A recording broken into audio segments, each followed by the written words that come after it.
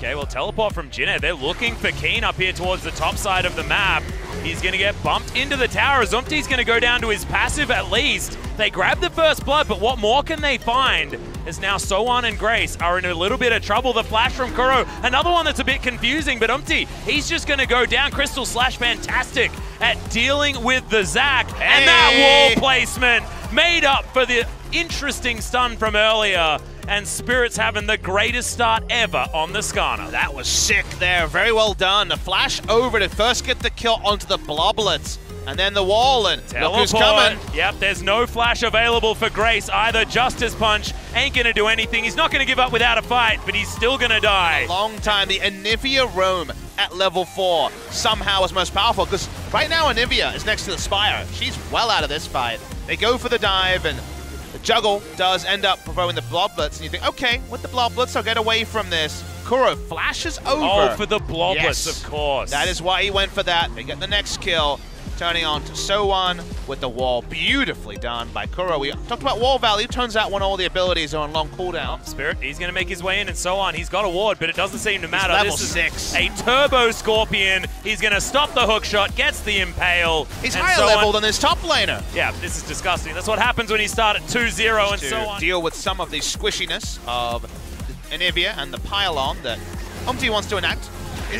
Yeah, Elastic Slingshot is going to come in, gets the boot back onto Tucson, but remember, he's very durable. The Grey Health held onto for such a long time, but the hero's entrance comes down, and Umti should be able to get it. Teddy's handed the kill. Here. It's not as gimmicky as the Nocturne comp was. Well, there's the Flash Impale in the mid lane. The stuns are going to be layered.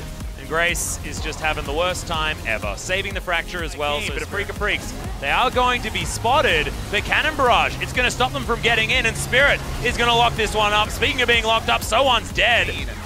Now Spirit is happy to take a backseat.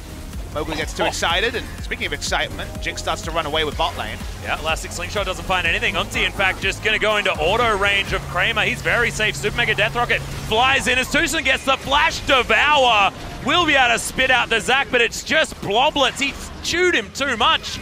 And the Cow's going to go down as well. This will be another turret, and Afrika are still winning on the top side as well. Of course they are. It's Baron buff, and the Gangplank was already winning trades. Everyone on the side of Afrika just stays in the Zac ultimate and says, thanks for the gap close, mate. Yeah. And they keep fighting. Speaking of fighting.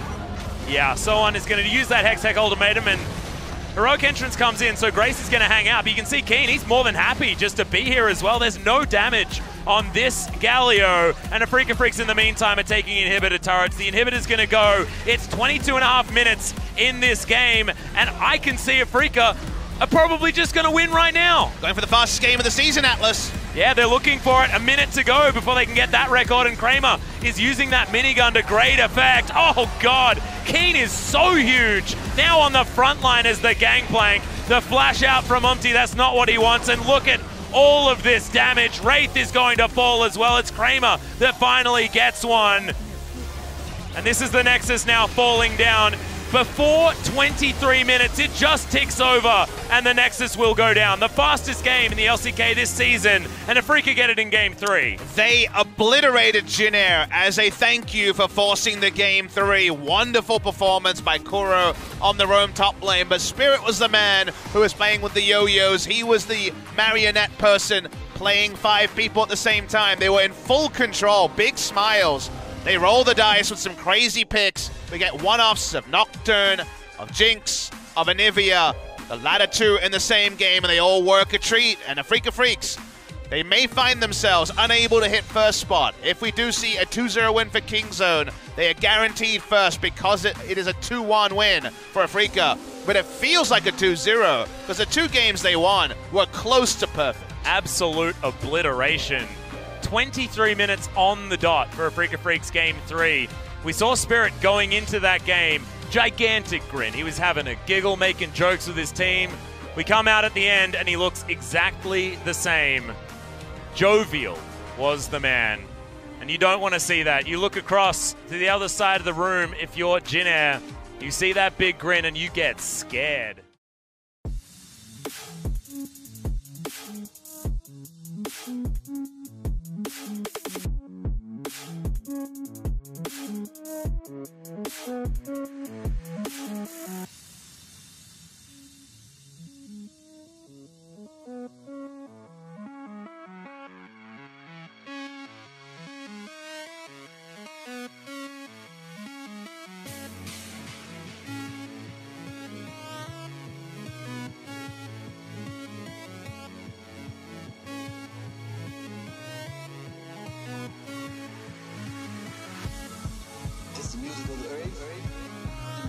sun and the stars, the music of yourself.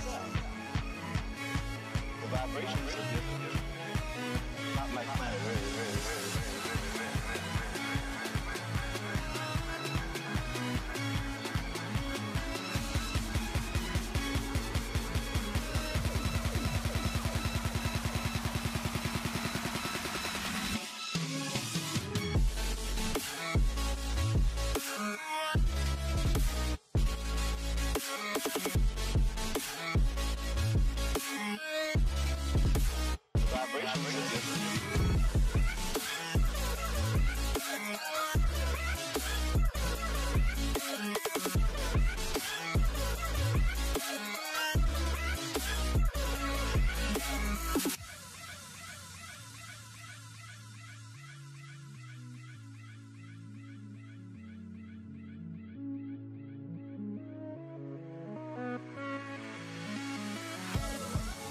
The music of the earth, the music of the sun and the stars, the music of yourself.